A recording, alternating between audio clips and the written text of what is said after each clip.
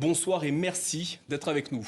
Bonsoir. Pourquoi qualifiez-vous dans cet ouvrage l'opération Barkhane, je cite, d'échec programmé? Échec programmé parce que finalement, lorsque l'opération Serval est transformée en opération Barkhane en août 2014 et donc est étendue à 5 pays du Sahel et non plus seulement le Mali, avec des missions floues. Finalement, l'armée française se trouve dans une situation où elle ne sait pas vraiment qu'est-ce qu'elle doit faire. Elle est là pour aider les armées sahéliennes et elle est là pour essayer de juguler l'avancée des groupes djihadistes ou en tout cas de les empêcher de reprendre une forme de contre-offensive après leur avoir fait perdre beaucoup de terrain en 2013 lors de l'opération Serval. Et en fait, pendant des années, c'était un peu comme écoper une barque avec une cuillère. La barque coulait et l'opération Barkhane, les militaires français étaient là pour essayer d'enlever ce qu'ils pouvaient de l'eau qui rentrait dans la barque, mais ils n'y arrivaient pas, c'était peine perdue et au fil des ans, la barque a fini par couler en fait. Alors on va écouter un extrait du discours de l'ancien président français François Hollande. Nous sommes le 11 janvier 2013 au Palais de l'Élysée à Paris. Le Mali fait face à une agression d'éléments terroristes venant du Nord, dont le monde entier sait désormais la brutalité et le fanatisme. Il en va donc aujourd'hui de l'existence même de cet État ami, le Mali, de la sécurité de sa population et celle également de nos ressortissants. Dans cet ouvrage, Rémi Carayol, vous écrivez que le déclenchement de l'intervention française au Mali en janvier 2013 repose sur le mythe de la colonne djihadiste qui fonçait sur Bamako. Avez-vous la certitude que l'avancée des djihadistes était un mirage à cette époque ? La certitude, non, de même que les autorités françaises n'avaient pas la certitude qu'elles descendaient sur Bamako. Disons qu'aucun élément ne démontre qu'ils visaient la capitale malienne. Et les responsables militaires eux-mêmes l'ont très rapidement admis. Dès 2014, dans un livre signé par Jean-Christophe Notin, il est écrit noir sur blanc qu'il n'avait aucun élément de preuve montrant qu'ils allaient sur Bamako. Ce que l'on sait, c'est qu'ils avaient entrepris un mouvement, effectivement, et qu'ils semblaient vouloir descendre sur les villes de Sévar et Mopti, qui sont deux villes voisines, qui sont un nœud stratégique important au niveau du Mali. Ça, on est à peu près sûr. Et moi-même, j'ai recueilli des témoignages de responsables religieux, notamment du côté de Mopti, où Amadou Nkoufa les avait appelés pour leur dire que c'est lui qui allait faire la prière du vendredi. Donc ça, c'est clair. Mais par contre, rien ne montre qu'il voulait descendre sur Bamako. Ça a été un storytelling qui a été, on va dire, que les autorités françaises à l'époque se sont arrangées avec la réalité pour faire passer un peu plus facilement le déclenchement de cette opération. Et justement, pourquoi le gouvernement français de l'époque s'est-il accroché à ce récit ? Parce que quand on avance une information de cette taille, qui est quand même pas négligeable, il faut s'y tenir. C'était pas forcément obligé, puisque c'était aussi une demande des autorités maliennes de l'époque d'intervenir. Il n'y avait pas forcément besoin de survendre cette information, de faire peur en quelque sorte, parce qu'en plus ils avaient annoncé qu'il y avait 6000 ressortissants français à Bamako. Donc évidemment, il y a une forme d'obligation, mais c'était pas... une fois qu'on annonce ça, on ne peut pas dire qu'on s'est arrangé avec la réalité. Vous décrivez, page 109, ce que vous qualifiez d'euphorie durable d'après le succès rapide de l'opération Serval. Vous parlerez également d'aveuglement de la part des autorités françaises. Qu'est-ce que les autorités de Paris, à cette époque, n'ont pas su voir ? Elles n'ont pas su voir que sur le terrain, les groupes djihadistes avaient évolué. Lorsque, en 2013, l'armée française intervient, on est en présence de groupes djihadistes qui sont essentiellement constitués d'Algériens ou de Sahraouis qui n'ont pas forcément beaucoup d'attaches locales. Mais entre-temps, en 2013 et puis dans les années suivantes, ces groupes ont recruté dans les communautés, dans les populations locales, au Mali d'abord, ensuite au Burkina, ensuite au Niger.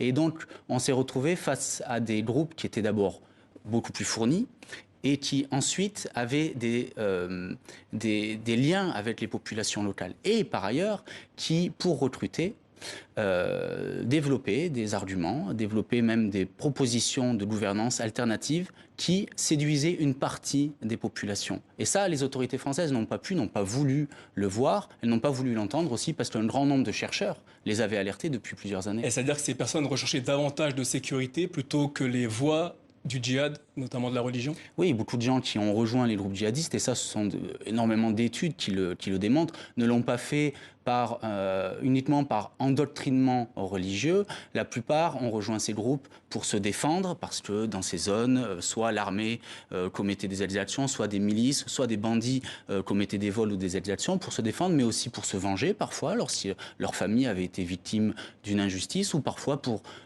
simplement des raisons économiques, ou parfois juste par une mauvaise rencontre. Beaucoup de jeunes ont rejoint ces groupes à l'issue d'une mauvaise rencontre. Dans ce livre, vous vous arrêtez notamment sur le rôle de la France dans cette partie du continent, mais également sur le rôle des autorités maliennes. Ont-elles une responsabilité dans ce qui est qualifié d'échec de l'opération Barkhane ?